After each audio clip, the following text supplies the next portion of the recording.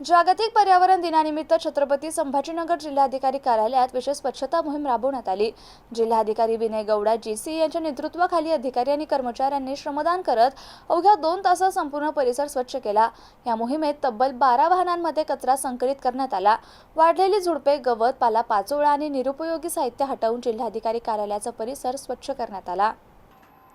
आज सकाळी 7 वाजल्यापासून जिल्हाधिकारी कार्यालयातील अधिकारी आणि कर्मचारी स्वच्छता मोहिमेसाठी एकत्र आले। जिल्हाधिकारी विनय गौडा जीसी स्वतः हातात झाडू घेऊन मोहिमेत सहभागी झाले। विविध गट तयार करून कार्यालय परिसरातील प्रत्येक कोपरा स्वच्छ करण्यात आला।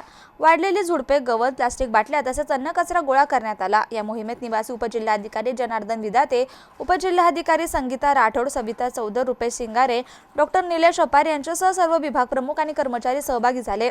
सामूहिक श्रमदानातून परिसरात झालेला सकारात्मक बदल पाहून अधिकारी आणि कर्मचाऱ्यांनी समाधान व्यक्त केलं।